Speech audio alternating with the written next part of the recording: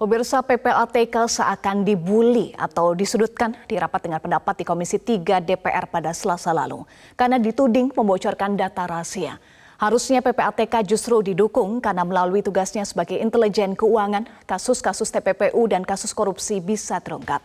Kita akan bahas hal ini dengan pakar hukum TPPU Yenti Garnasi.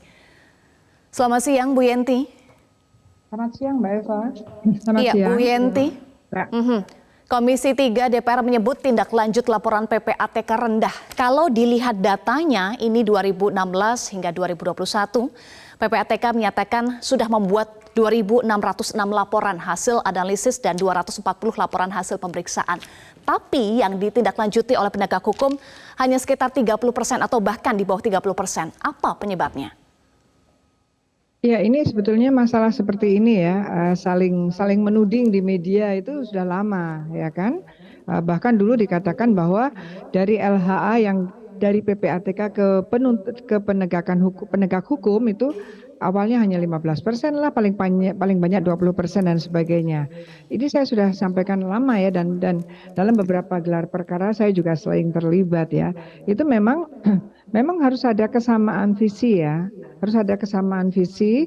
Apa sih yang menjadikan bahwa LHA ini harusnya sudah lebih dari setengah matang ini, kemudian menurut penyidik ini tidak cukup untuk segera, atau memang atau ini kan ada hal-hal yang mungkin secara evaluasi ya, duduk bersama. Misalnya penyidik mengatakan selain memang tentang objeknya, kejahatannya apa, juga orang-orangnya dari mana, itu kan ada ya. Kemudian polisi juga, penyidik ada 3 penyidik atau beberapa penyidik ini juga harus, kalau itu sudah dari LHA PPATK sudah bagus ya harus jalan. Memang masalah yang disampaikan itu terjadi, ada beberapa keluhan dari korban, terutama ya korban, bahwa ada di dalam penyidikan tidak digunakan TPPU-nya dengan berbagai alasan, dan ini sangat merugikan.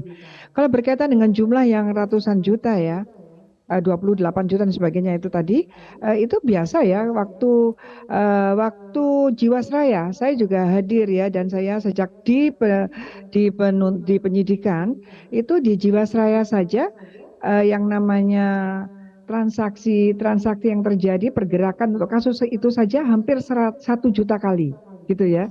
Jadi bisa jadi di dalam satu perkara itu memang berkali-kali walaupun jumlahnya bukan itu gitu.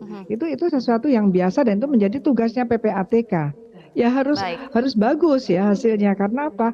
Anggaran untuk PPATK juga sudah besar, dan kalau memang dari PPATK sudah lengkap ya tidak ada alasan untuk penyidik untuk tidak segera menindaklanjuti dengan berbagai alasan gitu. Ada alasan itu.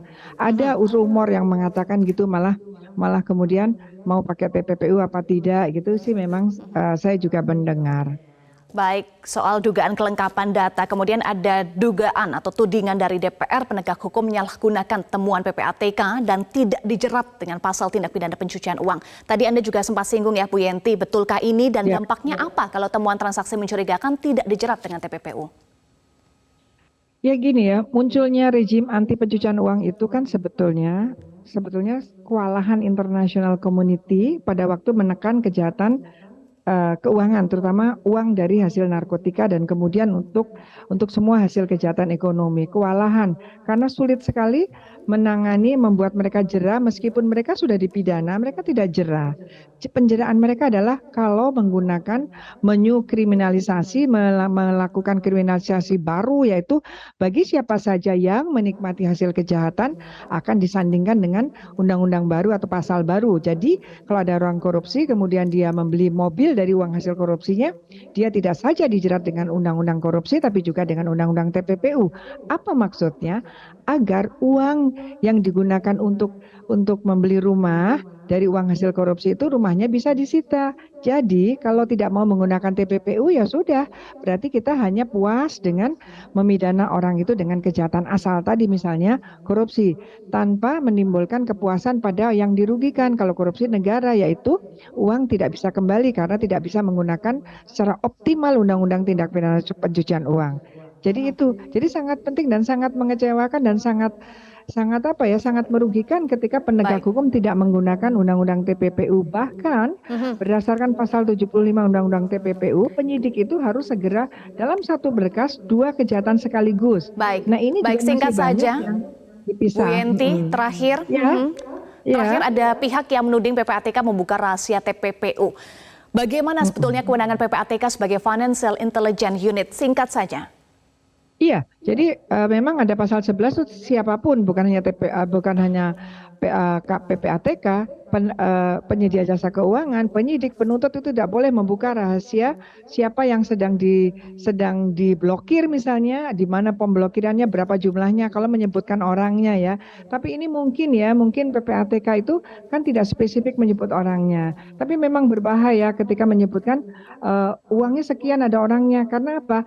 Bisa jadi orang yang disebutkan atau mereka merasa itu bisa segera mengambil ancang-ancang menghilangkan uang-uang tersebut, atau mereka Baik, merasa nanti uang yang diblokir yang akan diblokir bisa kemudian dipindahkan dan menyulitkan. Memang namanya juga kerja intelijen, sampai dengan penuntut umum sampai dengan penyidikan juga masih intelijen, sebaiknya memang tidak disampaikan secara gamblang ya, karena memang ada aturannya, bisa dipidana 4 baik. tahun. Tapi siapa yang mau dipidana? Sekarang udah banyak sekali yang menyebutkan para penegak hukum, para penyelenggara negara juga menyampaikan, masa mau dipidana semua ya. Ini kita harus Baik. evaluasi ke depannya tidak seperti ini. Evaluasi ke depan. Terima kasih pakar hukum pidana Terima kasih. atau pakar TPPU Yenti Garnasih sudah Terima bergabung kasih. bersama kami di Selamat Metro siang. Siang. Wassalamualaikum Salam warahmatullahi sehat selalu. wabarakatuh.